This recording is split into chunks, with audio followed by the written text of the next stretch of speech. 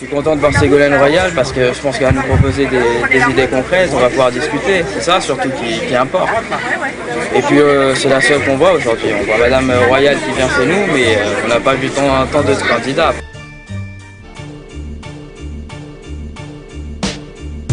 C'est bien, moi je suis content qu'elle soit venue aujourd'hui.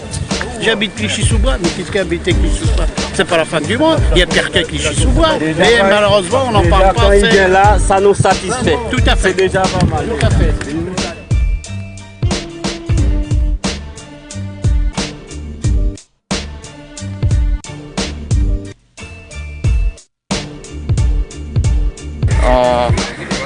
En généralisant, en parlant de racailles, de nettoyer au Karcher. Alors qu'on nettoie personne au Karcher, vous savez bien qu'on aime ou qu'on n'aime pas, on nettoie personne au Karcher, on n'est pas des animaux, on n'est pas des murs, on n'est pas des voitures, donc on parle d'être humain. Donc c'est peut-être pour ça que ça posera plus de problèmes pour lui.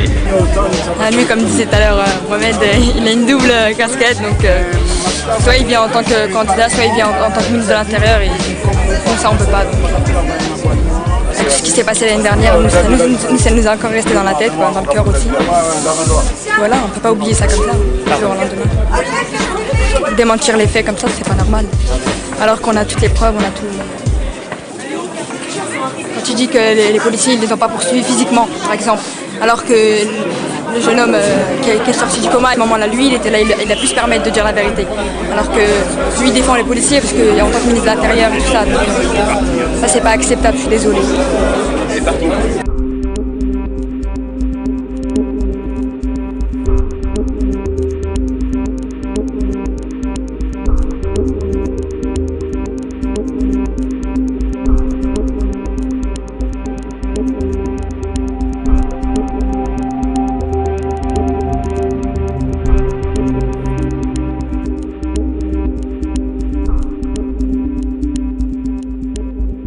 Après les événements qu'on a connus sur la France entière, plus de 21 jours où la France entière a quand même pris feu, non pas parce que c'était soi-disant organisé ou ainsi de suite, les gens qui étaient dans la rue, ils étaient là pour revendiquer des choses, notamment qu'il y a un malaise dans notre société. Ça a été souvent des Noirs ou des Arabes qui étaient montrés dans la rue en train de revendiquer ces choses-là. Il faut savoir que dans le Nord, ceux qui étaient aussi dans la rue, ils étaient blonds aux yeux bleus et ils revendiquaient la même chose.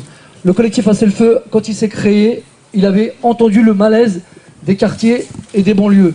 Donc comment répondre à cette souffrance? Donc on s'est permis de se créer et de faire un tour de France pour rendre la parole à ceux qui ne l'avaient plus depuis très longtemps.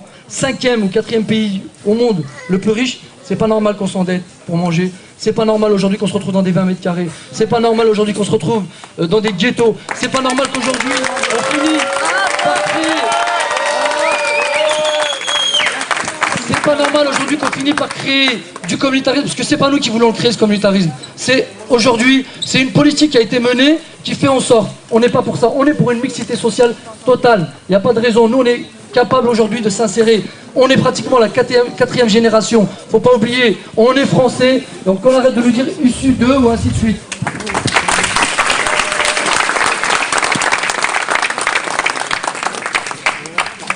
Donc, nous recevons Madame Ségolène Royal qui va être la première à signer ce contrat social et citoyen. Merci Monsieur le Président d'Assez le Feu. Rien ne peut se faire sans vous. Il y a tant à reconstruire dans ces quartiers populaires. Mais il y a à reconstruire au cœur d'un pacte, le pacte présidentiel que je propose, puisqu'il ne fait pas d'un côté les quartiers populaires et de l'autre le reste de la nation. Vous faites partie intégrante de la nation.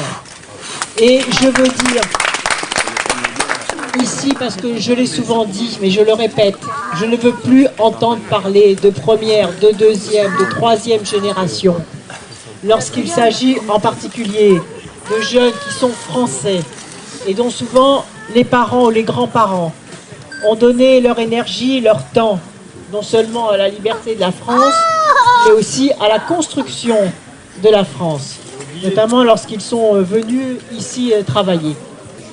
Et je crois que si nous réussissons aussi à faire émerger une société des solidarités au sens large, parce que la France considérera que les nouvelles générations qui aujourd'hui dans les quartiers comme à Clichy se demandent si elles font vraiment partie de la République ou quelle place va leur être réservée, ou si vraiment la France a envie qu'ils réussissent. Je leur dis oui, j'ai envie que vous réussissiez parce que j'ai besoin de vous dans cette nouvelle France qui se lève et que nous allons construire ensemble. J'ai confiance en vous, j'ai confiance dans vos talents, dans vos générosités. On ne vous prendra pas par la main, on ne va pas vous mettre sous tutelle, puisque vous vous êtes pris vous-même en main. Et c'est ça qui est formidable. Et je le répète parce que vous vous demandez ce que vous pouvez faire pour la France. Eh bien, je vous dis, vous pouvez faire beaucoup. Et je vais vous accompagner sur ce chemin-là. Et je pense que les choses peuvent changer très rapidement dès lors que nous sommes mobilisés par la même envie de réussir. Et sachez que je serai à vos côtés pour que vous réussissiez, parce que, et je voudrais le redire ici, vous n'êtes pas un problème. Vous êtes au contraire une partie de la solution à nos problèmes.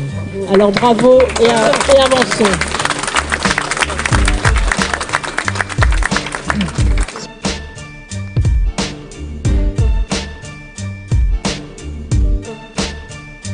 Mais d'après ce qu'on voit, elle fait beaucoup de choses positives. Donc si elle continue sur cette voie-là, je pense que je vois pas pourquoi elle ne serait pas présidente.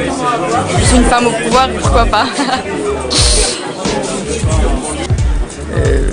D'après ce que j'ai constaté, j'ai entendu dans les rues, par les télés, quoi, Madame Ségolène, ça, ils auront une chance avec elle. Hein?